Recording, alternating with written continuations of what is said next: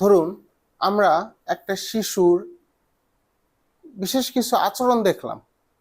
এখন আচরণ দেখি কি আমরা বলতে পারি সমস্যাটা এই জায়গায়, কিংবা আচরণ দেখি কি আমরা বলতে পারি শিশুর এডিএইচডি আছে, এএসডি আছে, শিশুর লার্নিং ডিসেবিলিটি আছে? না। মূলত ইন্টারভেনশন বা কোনো সিদ্ধান্ত নেওয়ার আগে যে জিনিসটা সব থেকে বেশি গুরুত্বপূর্ণ সেটি হচ্ছে অ্যাসেসমেন্ট। আমি যদি সাইকোলজিক্যাল অ্যাসেসমেন্টের একটু সংক্ষেপে আলোচনা করি, সেক্ষেত্রে বলতে পারি সাইকোলজিক্যাল অ্যাসেসমেন্টে শুধু তথ্য নেওয়া বা জাস্ট একটু অবজার্ভ করলাম, অথবা কোনো জায়গা থেকে আমি কিছু তথ্য পেলাম এর ভিত্তিতে বলে দিলাম, সেটা কিন্তু নয়। মূলত অ্যাসেসমেন্ট হচ্ছে ডাটা কালেকশন, অ্যানালাইসিসের ভিত্তিতে ইন্টারপ্রিটেশন এবং সেই অনুযায়ী একটা ডিসিশন নেওয়া। সাইকোলজিক্যাল অ্যাসেসমেন্ট মূলত একটি সিস্টেমেটিক প্রসেস যেখানে শিশুর আচরণ, চিন্তা, ইমোশন ইত্যাদি বিভিন্ন টুল, যেমন হচ্ছে ইন্টারভিউ একটা টুল, অবজার্ভ করা একটা টুল, তারপর হচ্ছে বিভিন্ন টেস্ট যেমন আইকিউ টেস্ট ইত্যাদির মাধ্যমে বোঝা হয় আর কি। একটা বিষয় খুবই গুরুত্বপূর্ণ, এখানে যদি ভুল অ্যাসেসমেন্ট হয় তাহলে ইন্টারভেনশনটা ভুল হবে এবং শিশুর যে চিকিৎসার বা মানসিক সহায়তার যে ব্যাপারটা ছিল, প্ল্যানিং, প্রোগ্রাম, সবকিছুই কিন্তু নষ্ট হয়ে যাবে। কিন্তু যদি একটা শিশুর আর্লি অ্যাসেসমেন্ট করা যায়, সেক্ষেত্রে আমরা বলতে পারি অনেক ক্ষেত্রেই বেশ প্রবলেম কিন্তু প্রিভেন্ট করা বা প্রতিরোধ করা সম্ভব। একটা এক্ষেত্রে খুব লাইন গুরুত্বপূর্ণ, সেটা হচ্ছে ইন্টারভেনশন উইদাউট অ্যাসেসমেন্ট হচ্ছে চোখ বন্ধ করে চিকিৎসা। অর্থাৎ আমার মনে হচ্ছে চোখ বন্ধ করে আমি এটা করে দিলাম, এটা সম্ভব নয়।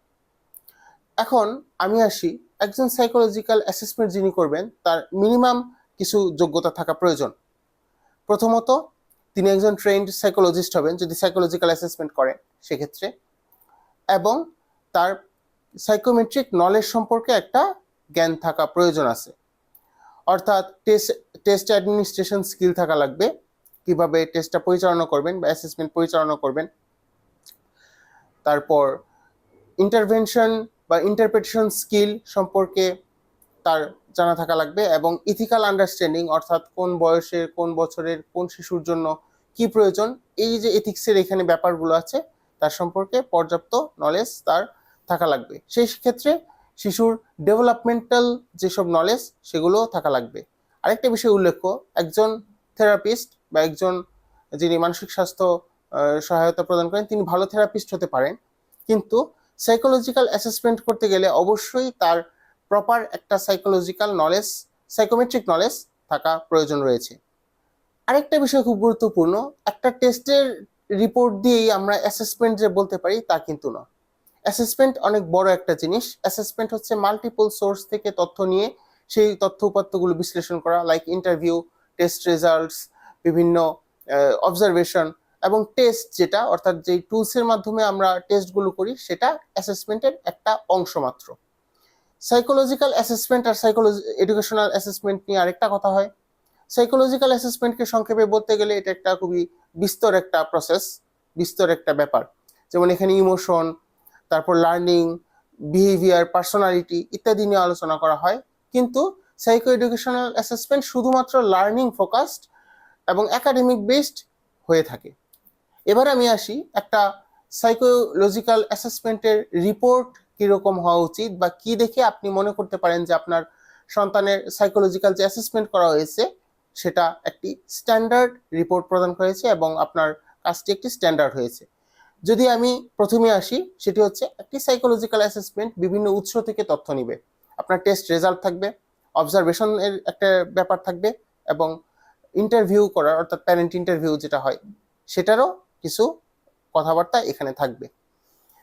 সাইকোলজিক্যাল অ্যাসেসমেন্ট মূলত স্ট্যান্ডার্ডাইজড টুল নিয়ে হয়ে থাকে, যেখানে আপনার এখানে সাইকোমেট্রিক নলেজের অনেক ব্যাপার আছে, রিলায়েবিলিটি, ভ্যালিডিটি ইত্যাদির মাধ্যমে যেসব স্ট্যান্ডার্ড কিছু টুল রয়েছে আন্তর্জাতিক স্বীকৃতি সম্পন্ন, সেসব টুল নিয়ে হচ্ছে টেস্টগুলো হবে।